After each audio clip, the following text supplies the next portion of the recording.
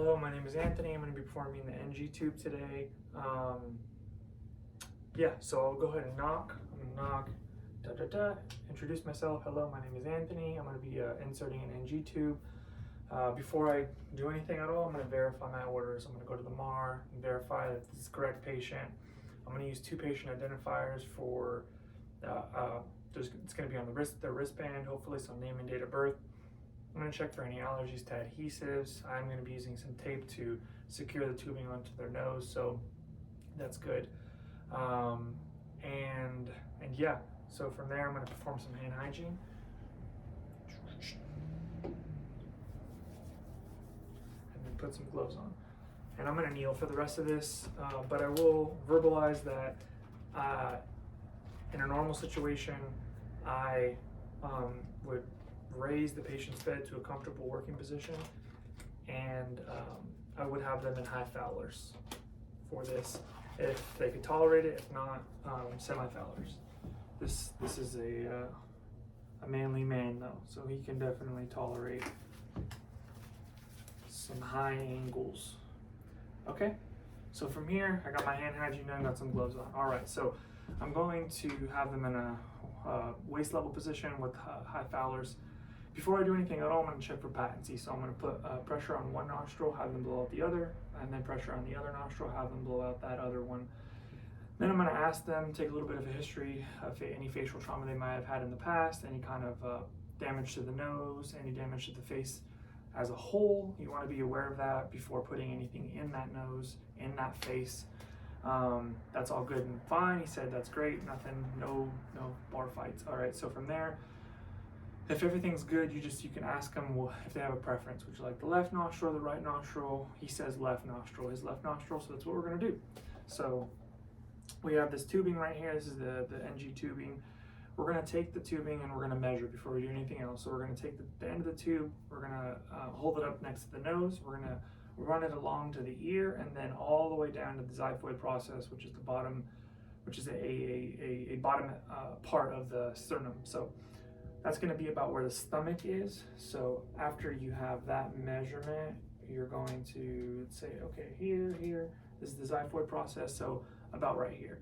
So you're going to take that point, you're going to hold that point, you're going to take a black marker, you're going to mark that so that you know how far you need to be in order to have reached the stomach. And that black point, that black marker, is going to be flush with the nostril. So that's where you should progress it to. So from there, you're going to lubricate the end of the NG tube to make it easier on the patient. You're going to have the patient tilt their head back for this initial part, well, for the whole thing. But so you're going to have them tilt their head back, and you're going to begin to progress. You should, they should know. Before I do that, I'll say, okay, if there's any shortness of breath, if there's any difficulty breathing, you're going to stop immediately and remove the tubing. Whatever is happening is not good because they can't breathe. So that's what we're going to do. If that happens, they should know that. Also, they should know that they're going to be given a cup of water. They're going to take sips of that water, and as they take a sip of that water and swallow, the tube is going to be progressed further and further down the esophagus until we're all done. So from there, he has his cup of water ready for when we get there. Head tilted back, we're going to start to progress. Again, any resistance, you're going to stop and remove it immediately. Now, if there's any resistance, you could also ask them to open their mouth and check for any coiling that can be happening in the back of the throat.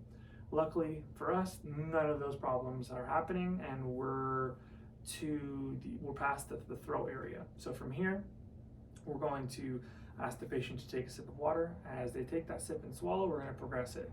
We're going to keep on progressing until we reach that black mark on this tubing that we made initially. Great, we're all the way there. So now that we got that out of the way, we're going to tape this tubing to the patient's cheek so that we have some sort of security as we check some other stuff out, make sure we're good to go. So there's tape there. Okay, this is going to be above the nose area to ensure there's no like backflow of anything. Okay, well, I'm verbalizing that. Okay, so from here, what we want to do is we want to use two ways we can verify the positioning of the tubing. We can take an X-ray and we can aspirate for gastric fluid to check for pH. We don't have an X-ray machine here. I'm sorry, I couldn't afford one, but we do have this fine machine, and we do have this pH tester as well. So that's what we're going to use. But ideally, the gold standard is an X-ray machine to verify the placement. So because we don't have that, we're going to go ahead and take the sum of this great, lovely tasting, I think, fluid, probably not, by attaching this here, pulling it out, pulling that out, capping that again, and then we're going to place this on the pH tester, okay? Obviously you want it to be acidic, the stomach is acidic. If it's not acidic, you got some problems. If it is acidic, I believe it's about 1 to 3, 1.0 to 3.0, somewhere around there.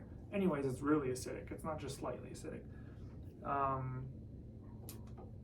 What do you know? It's the correct range. It's somewhere in the correct range for the proper placement. A miracle. So now that we know the X-ray's done and we've aspirated for some content that has indeed been verified to be acidic, we're good to finish securing this to the patient's bridge of the nose with another piece of tape. Okay, wrapping it around the tubing. Perfect. And then we're going to take another piece of tape and we're going to tape it to the patient's gown. Like I said before, this is going to be kept above the patient's nose to prevent any kind of aspiration. I'd hang it above the pillow or something. But from there, we're going to ask the patient if there's any pain, anything like that. No, he's good, comfortable, good to go, solid. So we're looking pretty good. We're just going to clean up our supplies. Take this over here. I'm going to remove my gloves. I'm going to return the patient to a comfortable working position. I'm going to place the call light within reach. I'm going to lower the head of the bed. I'm going to perform some hand hygiene, clean up my trash, and report and record.